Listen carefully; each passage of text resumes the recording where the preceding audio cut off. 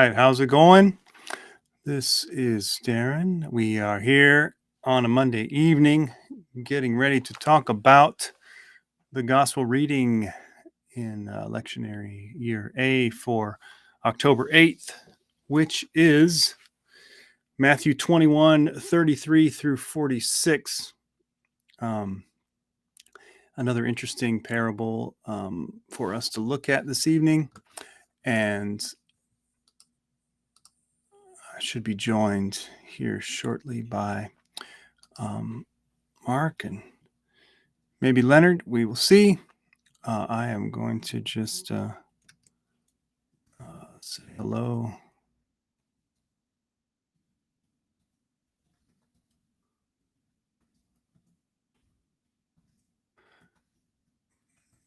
Let everybody know if they have any questions or comments, they can go ahead and leave them in the chat, and we will do what we can do to answer them. Feel free to leave a comment.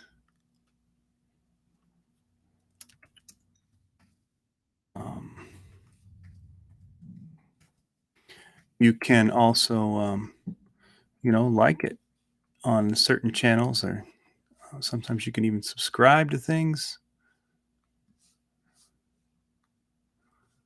All right. Looks like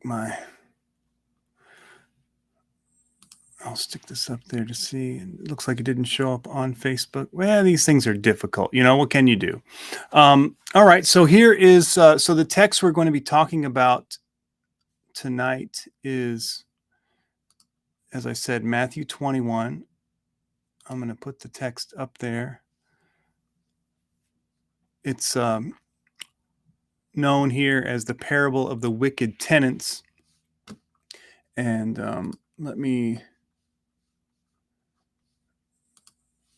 get to the screen so I can see it here. All right. Just as a kind of an overview, last time we were talking about the laborers in the vineyard in Matthew 20. After that, Jesus foretells his death and resurrection. Then shortly after that, you get the entry into Jerusalem in Matthew 21, at the beginning of 21, and then Jesus cleansing the temple. And then maybe relevant for our purposes here, Jesus curses the fig tree, a little bit about producing fruit and not producing fruit there. Jesus' authority question, and then the two sons parable. And then you come to our parable for Sunday, the parable of the wicked tenants. So I will read this so we can know what we're talking about here. Listen to another parable. There was a landowner who planted a vineyard, put a fence around it, dug a wine press in it, and built a watchtower. Then he leased it to tenants who went to another country. When the harvest time had come, he sent his slaves to the tenants to collect his produce. But the tenants seized his slaves and beat one, killed another, and stoned another. Again, he sent other slaves, more than the first, and they treated them the same way. Finally, he sent his son to them, saying, "They will respect my son." But when the tenants saw the son, they said to themselves, "This is the heir. Come, let us kill him and get his inheritance." So they seized him, threw him out of the vineyard, and killed him. Now, when the owner of the vineyard comes, what will he do to those tenants? They said to him, "He will put those wretches to a miserable death and lease the vineyard to other tenants, who will give him the produce at the harvest time." Jesus said to them, "Have you never read the scriptures? The stone that the builders rejected has become the cornerstone. This was the Lord's doing, and it is amazing in our eyes. Therefore, I tell you, the kingdom of God will be taken away from you and given to a people that produces the fruits of the kingdom. The one who falls on this stone will be broken to pieces, and it will crush anyone on whom it falls." When the chief priests and the Pharisees heard his parables, they realized that he was speaking about them. They wanted to arrest him, but they feared the crowds because they regarded him as a prophet.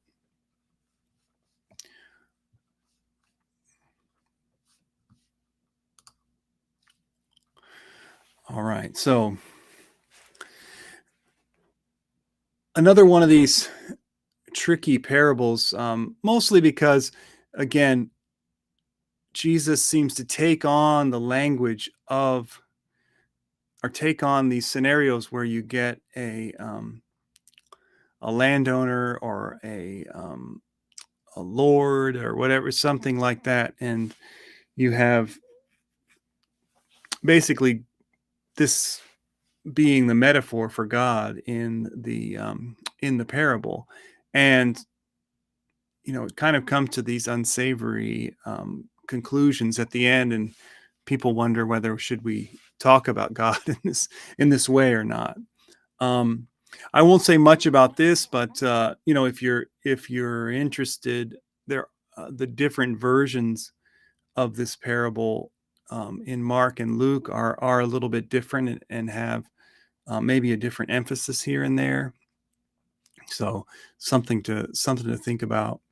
Um, it's very clear. Again, Matthew doesn't usually leave any ambiguity in what his point in about the parable is, and here again, it seems like for Matthew, this is a parable of judgment. It comes as Jesus is in Jerusalem. He's speaking to the religious leaders there.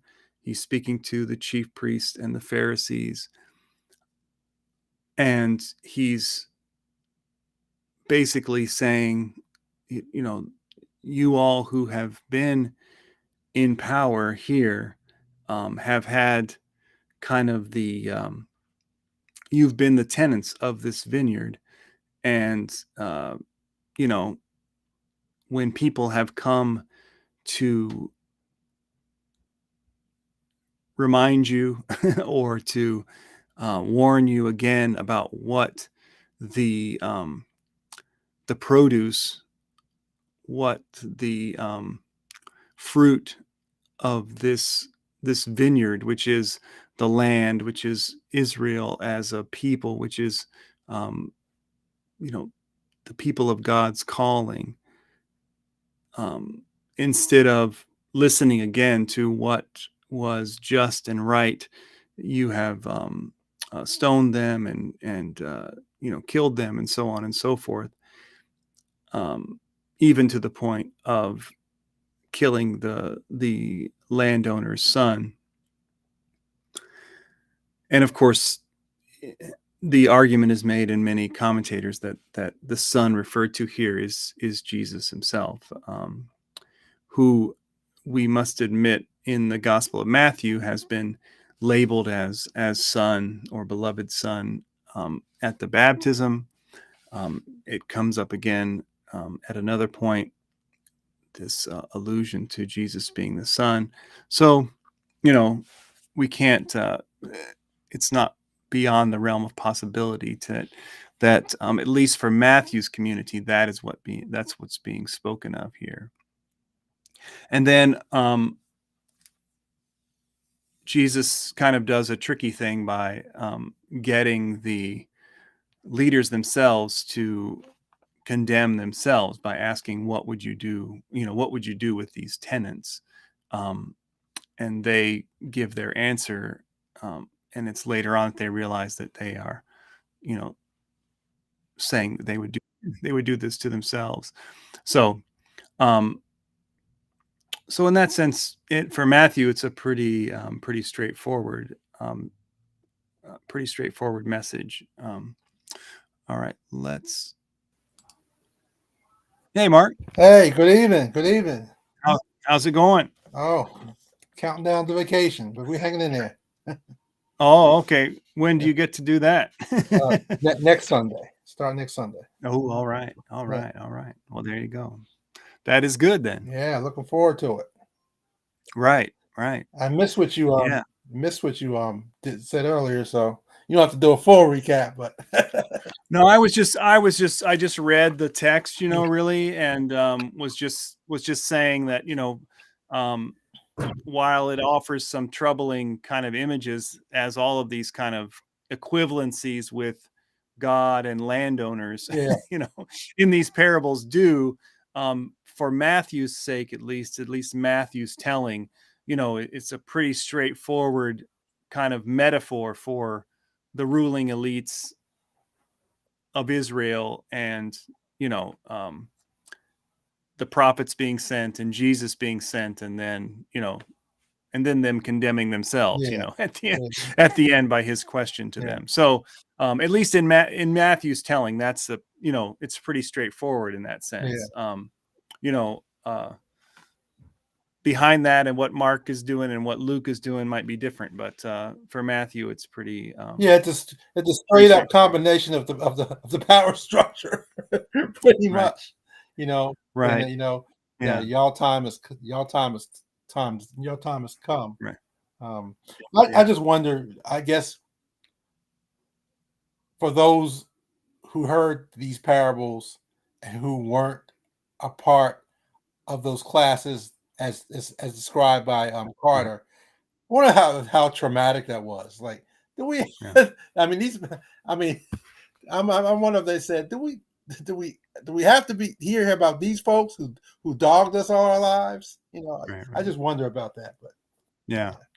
Well, I guess what's interesting about this parable in the context is, you're in Jerusalem. He's telling it to the people in power. right, So you kind of get a more straightforward kind of understanding of the context and what agreed he's here. talking about. Yeah, Because, agreed. Here. like the one before, when he's talking about the day laborers, it's unclear, yeah, you could see how that could be traumatizing. That'll be traumatizing. Yeah, people. yeah. Like Yeah. for the people, this is kind of like, he sets a little trap for them and they fall into it, Oh, I agree. I mean, yeah. when you think about it in that context, he's in Jerusalem. He's talking to the power structure, and he's using metaphors that identifies them with the power structure. I mean, Right. it's straight up.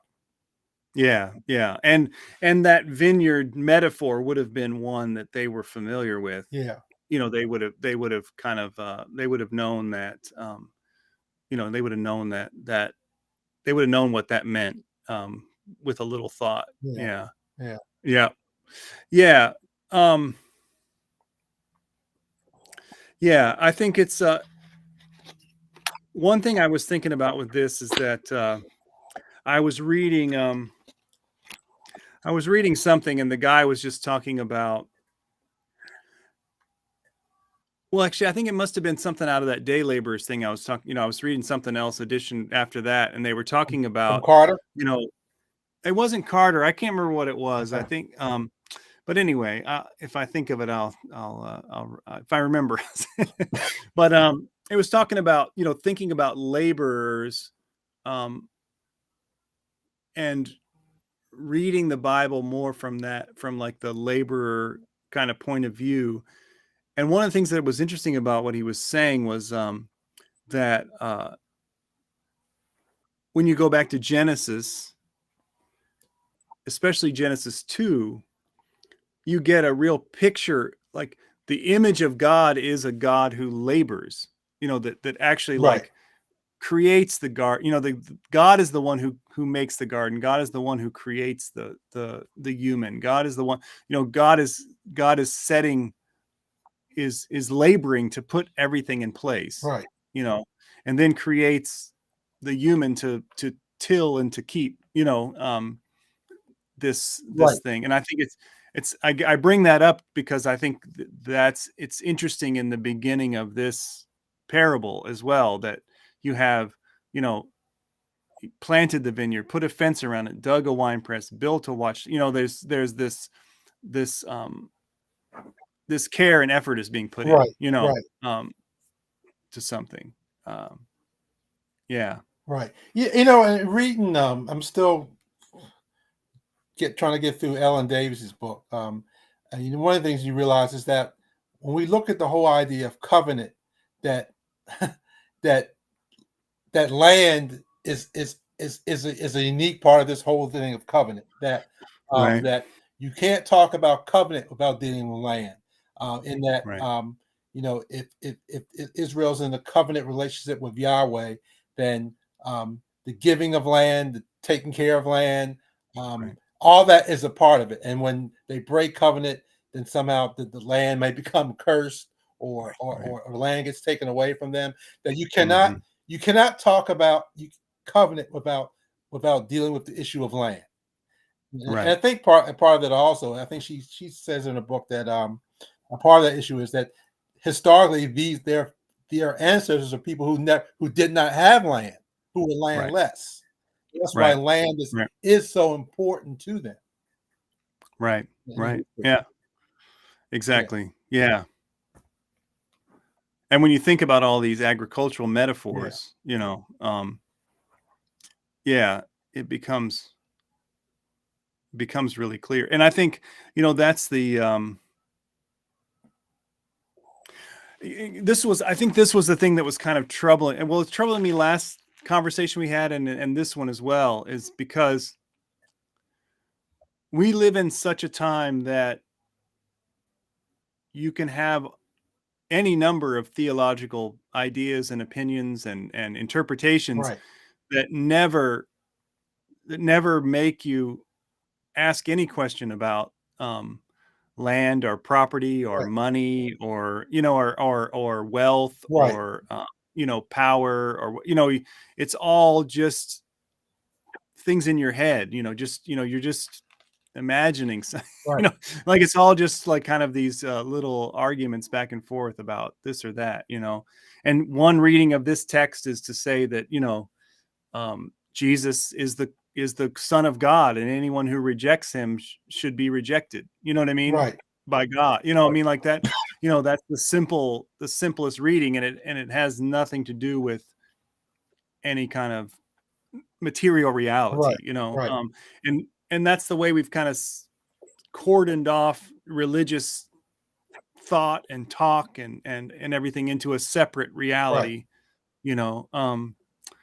And I was thinking about that here because there's if you're trying to think about preaching this or teaching this, there's this element of the elites, the people in power who do not do what God intends, yeah, and that's who the polemic is against. This is who Jesus is judging in this right, text.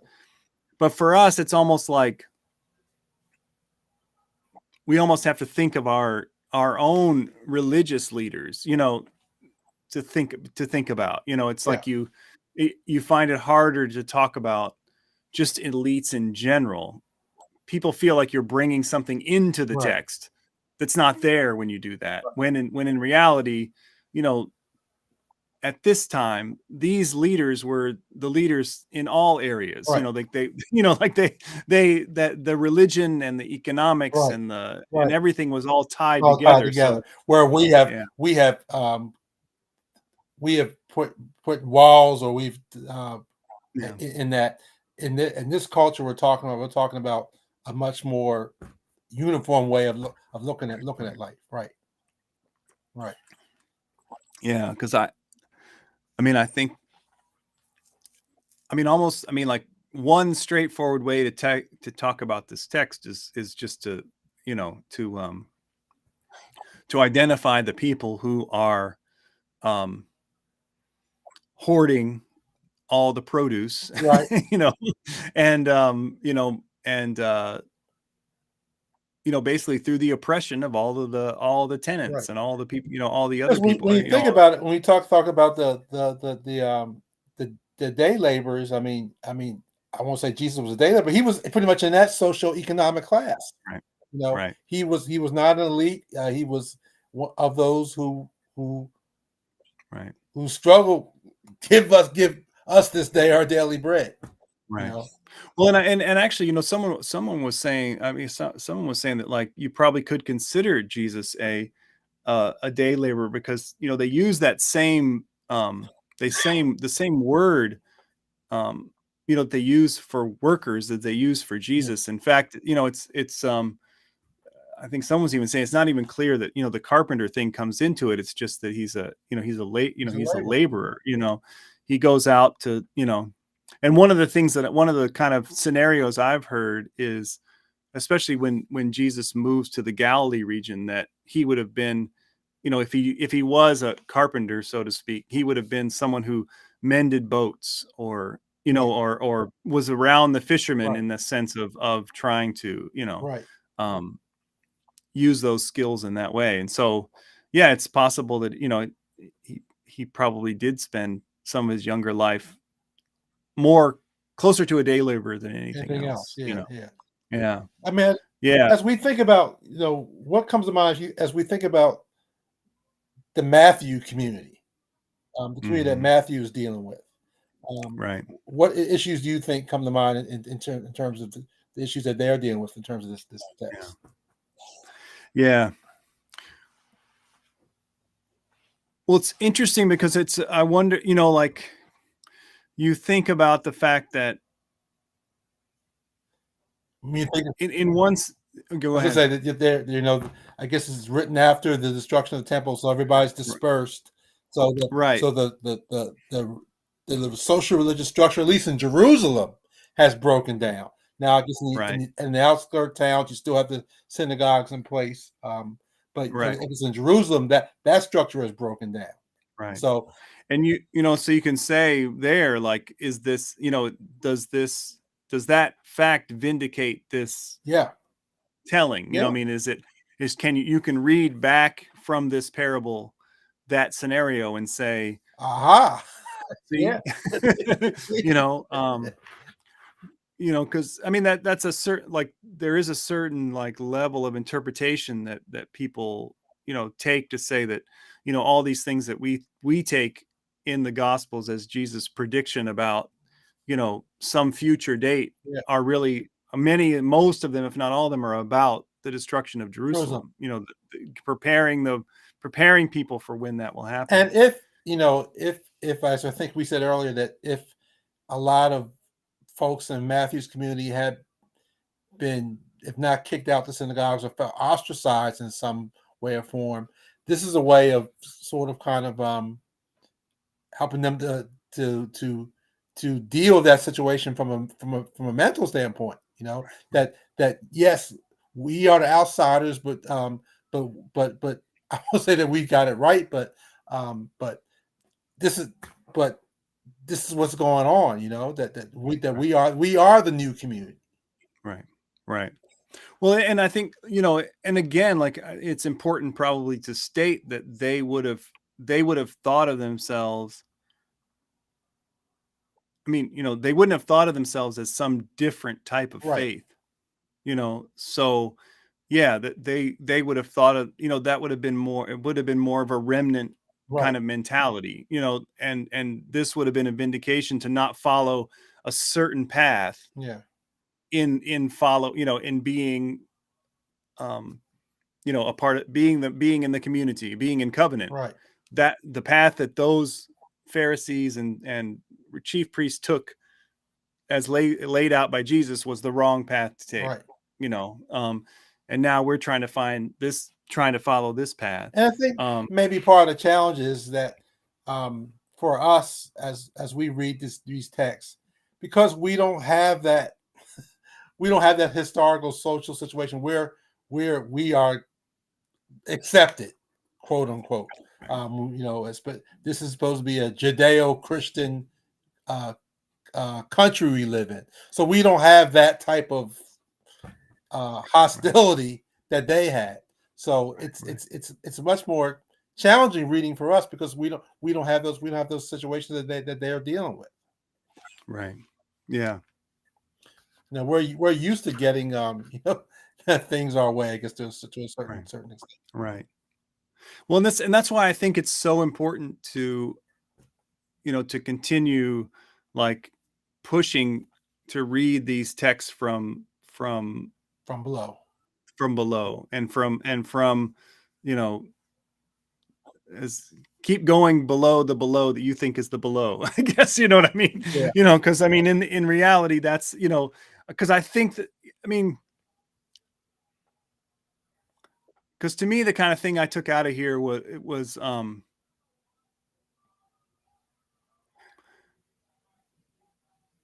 there's the issue is the produce, right? The issue is Mhm. the fruit. You have people, it's so 40, 41 says, they said to him, he will put what the he asked them, what do you think the owner is going to do with these Yeah. tenants? Yeah. And they say he will put those wretches to a miserable death and lease the vineyard to other tenants who will give him the produce at the Yeah. harvest time. And then, then in 43, therefore I tell you, the kingdom of God will be taken away from you and given to a people that produces the fruits of the kingdom. So it's, I think that interpreting it that way, or thinking of the fruits of the kingdom, who's going to produce that, and then who's going to produce that, and and then who are the people willing to share it? The people willing to, like, see that everybody has Has enough. enough, right. Right. Because what's happening here is that they are trying to seize. The tenants are trying to seize everything for So, themselves, right? and That's the this is about I guess the owner of the vineyard, his idea, his or her idea was that this right, wasn't about hoarding for one group of people, but this to be shared amongst everybody. right, right, right. Yeah. Well, it's the difficulty again of this metaphor of the landowner being God, Right. because it gets us in a lot of trouble because obviously 43, where it says the kingdom of God will be taken away from you and given to the people that produces the fruits of the kingdom, like, clearly that takes it into a place of like community and Right. covenant people and Right. and that sort of thing. But like you know in the other part where it's still within the parable, and not the kind of lesson from it, Yeah. you still kind of have this sense of that there's just a landowner who wants to get what's rightfully Right. theirs, and That's the that problem. that's a harder one Yeah. to, of course. Last time, we talked about how, there was, in the law, or in the Torah, God is the creator, so that, all the land belongs to Yeah. God, Right. so there's like, you can work your way back into it, but Yeah. it's it's the I don't know, it's a little more, it's just difficult because I think that we I think I think the challenge yeah, is, again, going back to the history of these people who were landless, and this whole idea of private ownership in the mhm, beginning stages of formation of Israel was a foreign thing. Now, as we mhm, get into it, where we're looking at what, you know, uh, 55, 60, 70 AD, you do have some folks that do privately own land. I think that, right, that's the challenge. Whereas the history of these yeah, people, historically, that was a challenging concept of right, private ownership. And I think that's the problem for us, because being in the capitalist society we live in, I mean, private ownership is almost the expectation here. right. And that's where I think it gets really hard to interpret. It gets really, it's hard to make sure you're navigating around the common sense reading of this. Yeah. You know, because I do think, the more I think about this, the more, like, especially from last week, the more I think about it, the more, without real critical engagement, you can easily put yourself in the landowner's Right. place and just, say, "Oh, I'm going to be a good landowner." Like, what I Yeah. mean? Yeah. Like, in that sort of thing. And it's like, yeah, the assumptions that private property and all that stuff is, that part's fine. And that the rules around that, if they hold, everything will be Yeah. okay. It's just that these are bad Yeah. actors. These are bad people, Yeah. but I think the parable itself, by the time it gets to the talk of kingdom of God and Yeah. fruits, has moved outside of that, is, well, telling us that it was never about the landowner's private Property, property. right. That was not the issue. Yeah. The issue was what was being done with the land for the kingdom. You know, Yeah. um, I'm trying to yeah, think. You know, I, not in terms of preaching, but in terms of teaching this thing. This is a long time ago. I had found this material. I can't remember what I was teaching or what it was about, but um, we did. I want to call it a scenario in which we. I think I had the people divided into groups, and we had the and one and in each group there was a good description of biblically what these how these people lived and what it was like.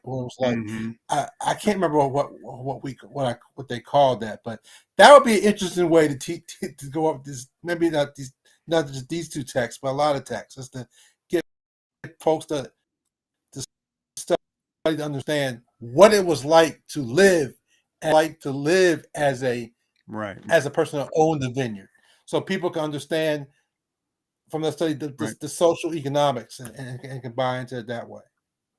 right, right. Yeah, yeah, and yeah, because it's interesting because I've been reading this. I've been kind of going through this, and this is the I think is it Yeah, backwards? yeah, yeah, yeah. Upside down. I think I can I think I can make it. Let's see, how do I can't Flip remember it. how I do that. I think I can make it so that I can. Hmm. There was a way I think I could switch the camera angle, but anyway, You just flip it's it. called. Yeah, I don't know. I like turn it Yeah, up. yeah. I don't know.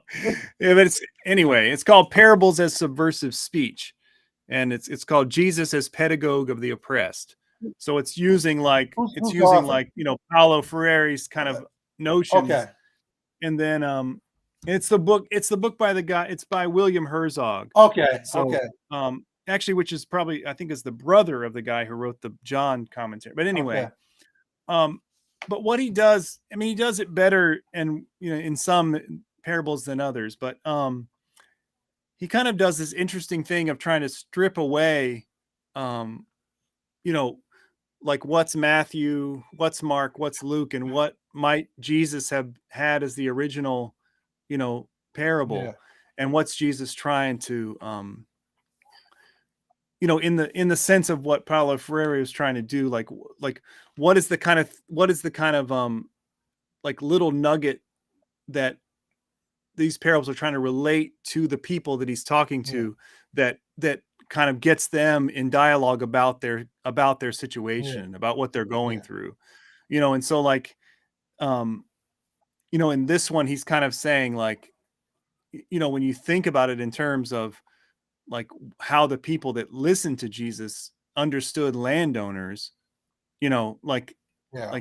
they were probably closer to like, you know trying to become the tenants who are taking over the Yeah, land. You know what I mean? yeah, Like then they would have been, then they were certainly more than they were the yeah, landowners. But of course, this parable is directed, well, at least in Matthew's telling, and maybe and originally too, is it's directed toward the priests and the leaders, so it becomes a little clearer.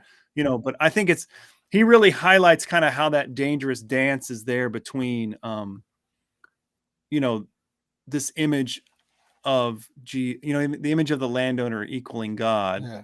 Um, and what Carter talks about kind of as, you know, when you use the language of empire, Mhm. because when you talk about the empire of God, Right, when you keep the language of empire, you're bringing in a whole bunch of stuff that you have to keep qualifying right, over and right, over again, right, like, right, right. because you're using the language, you know, yeah. That's the problem. Yeah, that's the challenge or the problem that when you use hmm like language of empire, you have to Right. qualify some stuff and explain some stuff, because otherwise you can get in trouble with Yeah. that. What about folks use this as a palmetic against against clergy today? I, I think that's what they should be doing. They should be doing it, Because I mean, you know. if you could look at the standpoint that you could make an argument about not all clergy, but that some clergy have taken on this elitist position, um, and um, and have almost forgotten what they have been called to do in terms of shepherding folk. Um, Right.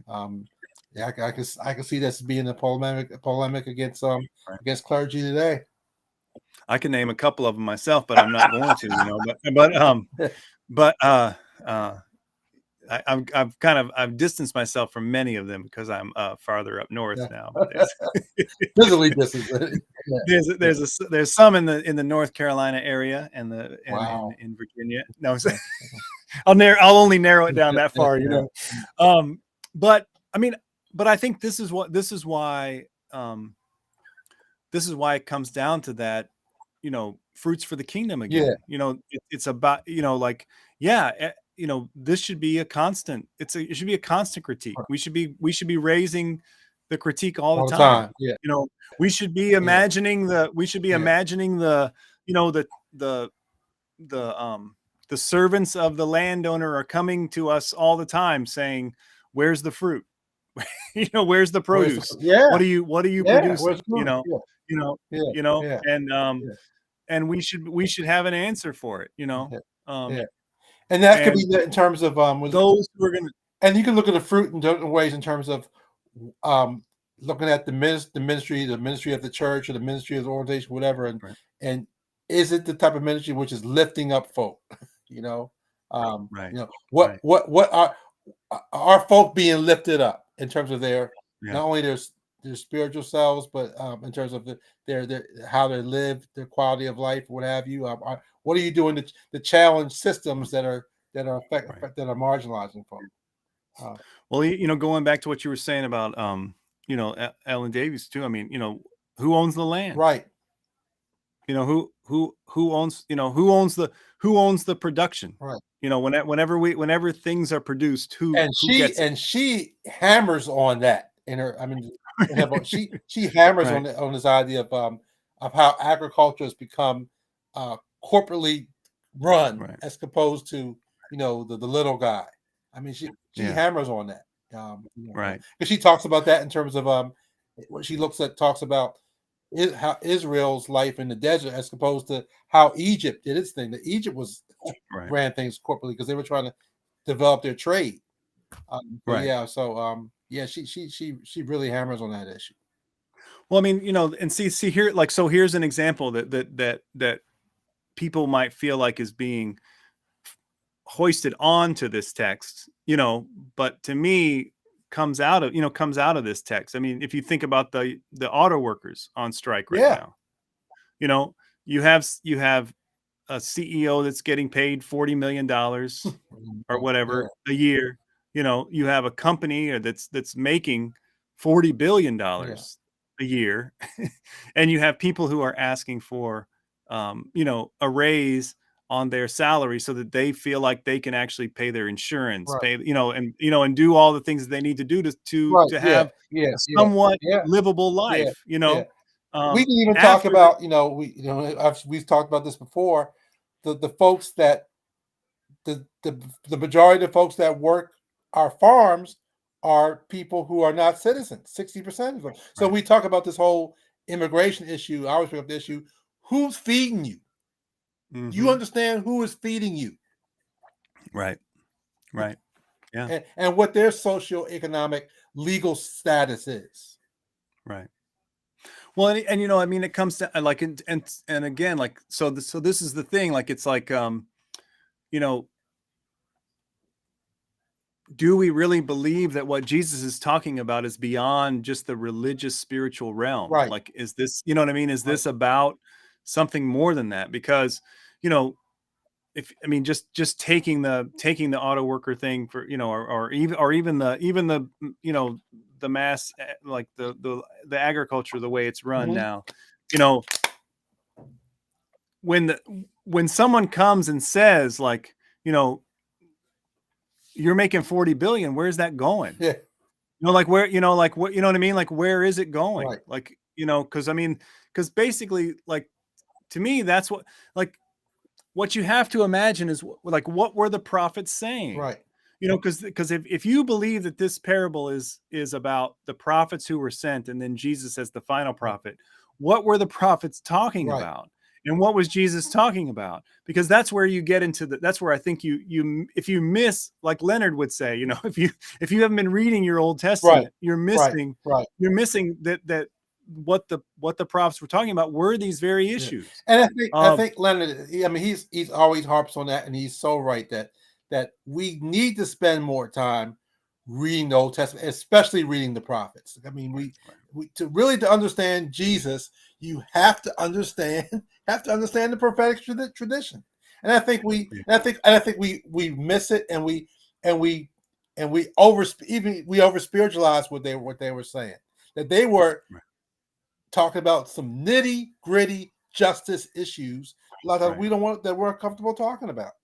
Right.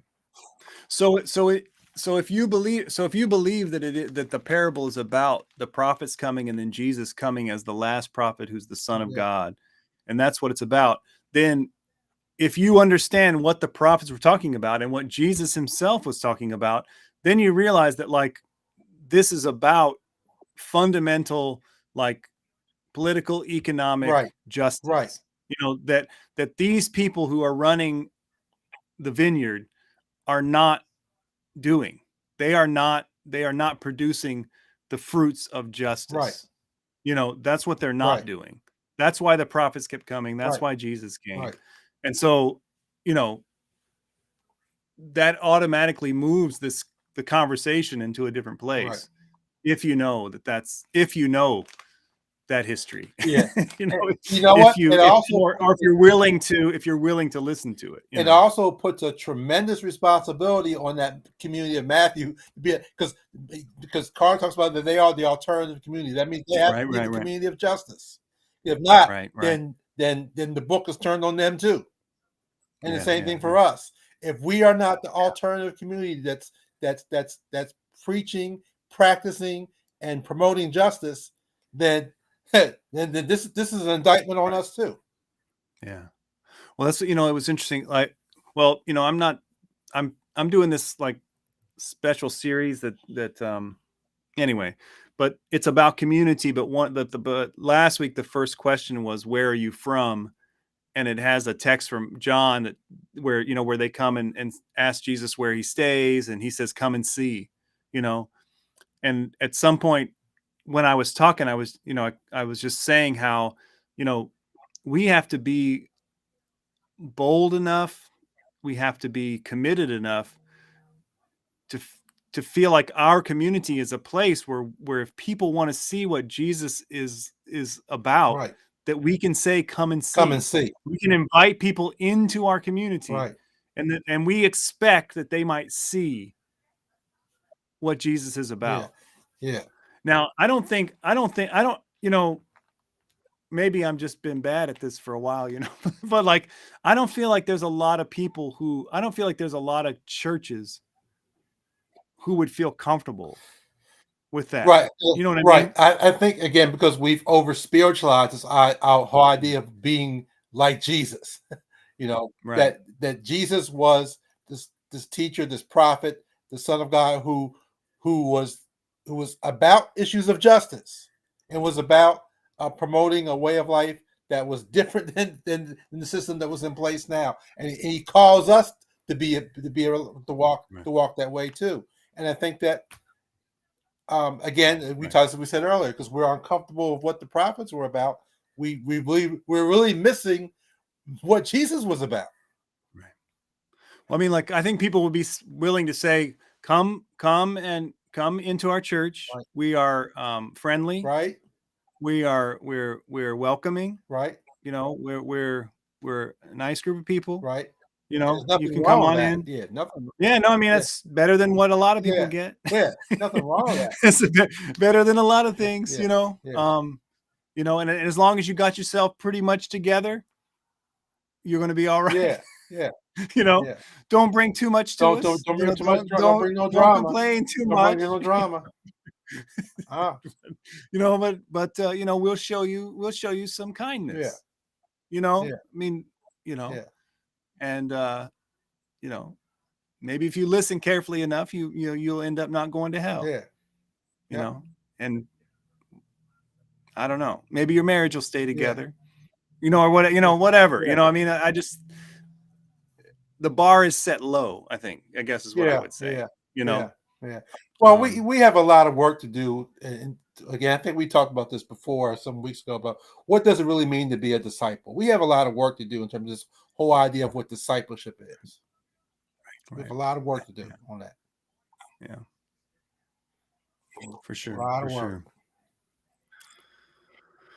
Well, I think we did a pretty good job, Yeah. I think. Yeah. And I think Marcy will be back with us next week, she said. Yeah. What's We'll what's next week? next week Mhm. is, we're still in Matthew. Let's see. 22, 1 through 14. I think it's another, it's a it's a pretty good one too. Let me Oh, is this see. the wedding? Okay. Yeah, yeah, the parable of the wedding banquet. Ooh. Yeah, so this one gets interesting too, because you know, it's kind of like it all is nice and friendly until the very end, um, when you know, when when they got to kick the guy out for wearing the wrong Yeah. clothes. So, and then after that is the I think the week after that's the paying the taxes. Okay. Um, I think that's right. Okay. Okay. Yeah. Wow. A lot of stuff to Yeah. unpack, man. I think um maybe one day we may talk with. I know you're pretty much part of the lectionary, but it'd be interesting to do a study on the prophets. It really would be. Yeah. Yeah. And unfortunately, you know, like the sad thing is that the way that they run the way the lectionary does the prophets is that, like, there's sometimes some continuous stuff, but they jump around, Okay. you know, and you kind of miss some things. But it'd be interesting, like, especially because, you know, coming up on November, we'll be back. You know, we'll be back in Mark again, where we kind of started, Is and that where most of not the text, the Advent texts are? Tomorrow? well, you know, they have the Mark and the, you know, there'll be some. There's obviously some prophets, some Isaiah Yeah. stuff, Yeah. especially in Advent. But you know, since we already did Mark one time through, we might be able to look and see what kind of prophets Yeah. texts there are, Yeah. in the even in the lectionary, to see Yeah. what to follow. I have some. I know that I had planned, you know, in my own for my own preaching. Um, I know that there's a whole we go through they go through the whole book of First John, I think, you know, the whole Oh, letter to really? First Okay. John. So I think I was going to, you know, I think I have that planned at some point for one of the sermon series Okay. that I was going to do. And I think there was some other book too, I can't remember what it was, but, you know, some other epistle that I was going to do.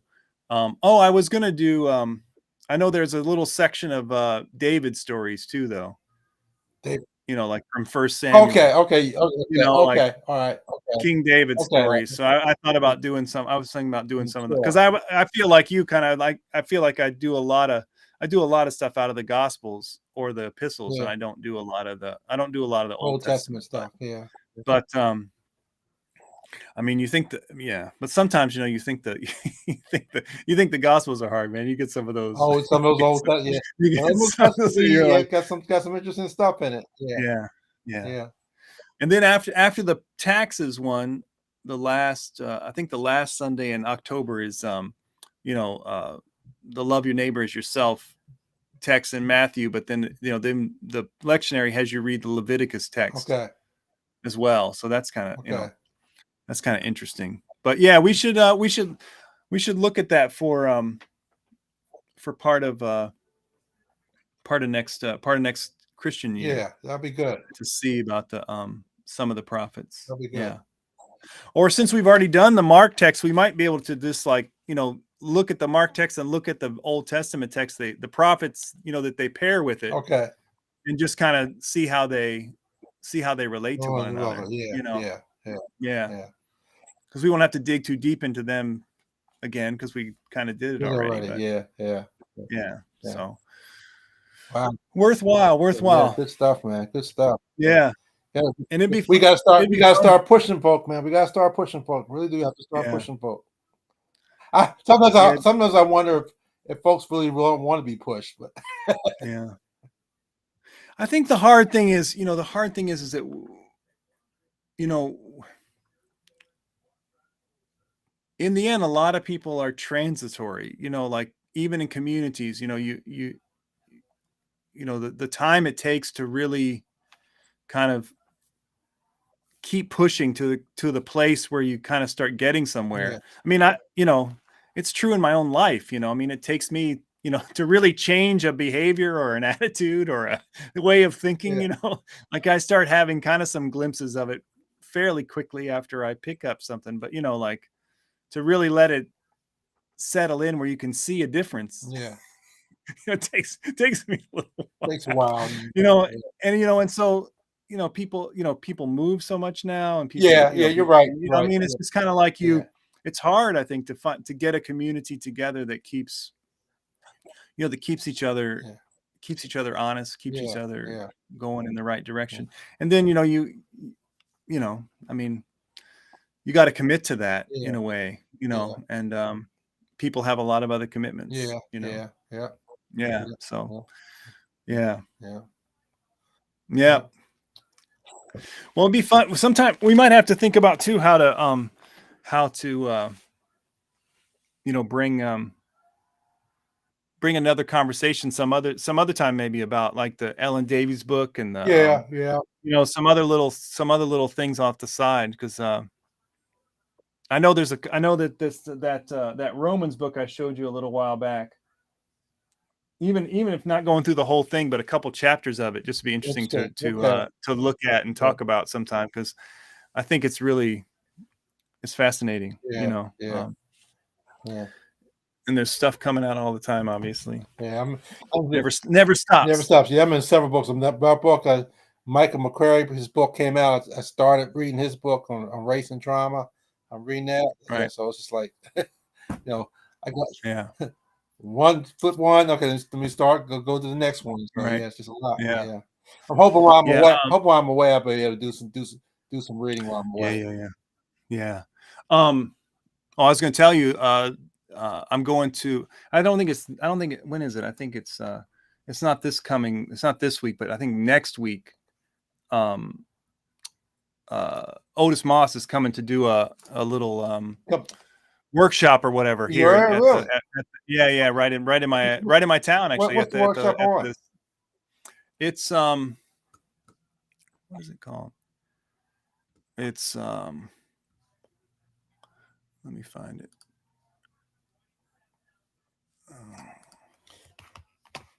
No, not speaking of. Thriving in turbulent times, dancing in the darkness. That's his book. I read Yeah, his yeah, yeah, book. His book, Dance in the Dark. I read it. It was a pretty good book. yeah, Um, yeah. So he's going to talk about that. There's some I think they're Dominican sisters who are here. They have they have a little retreat center that they set up. They have a little place where they live, yeah, there, and then they kind of have built like a little rehab facility yeah, that they make money off of, in a retirement yeah, place. yeah. But they have little workshops and conferences and stuff that come. So Okay, okay. yeah, so it should be good. So when's the oldest Mars thing? When's that? It's I think it's next Wednesday, Yeah, the how 11th. how you like that? How that goes? Yeah, I read his book. His book is pretty good. It was pretty good. Yeah. Yeah. I read the one about, I think I read it's called, what's called like Blue Note Preaching or Okay. something like Yeah. that. Okay. Yeah. Yeah. Because he was at Sprunt's. Yeah. He did the preaching Okay. For Sprint lectures. for Sprunt Okay. lectures. Okay. Yeah, yeah, Okay. yeah. Okay. Yeah. Okay. Yeah. I think I even bought a little Bible Okay. after I saw him. Okay. Okay. He carries one around, one of those like little pocket Okay. size Fox Class 1. Yeah. Bibles, and that's what he does is Sermons from. yeah, like he's gonna be out on the street any minute. Yeah. Yeah. Um Yeah. I think yeah. he's over. He's actually in Jerusalem now. Oh yeah. Yeah, he's in Jerusalem now, visiting the Wailing Wall and visiting the various communities in Jerusalem. He says he was called over to talk to the 4 different communities and about issues, the Mhm. struggle for justice over there, how it compares to the struggle for justice here. So Mhm. Yeah. Well, it should be interesting. yeah. Yeah. All right, Darren. Good stuff, man. Indeed. Yeah. Indeed. Love we get- All right. Well, I'll see you next All week. right, talk to you, man.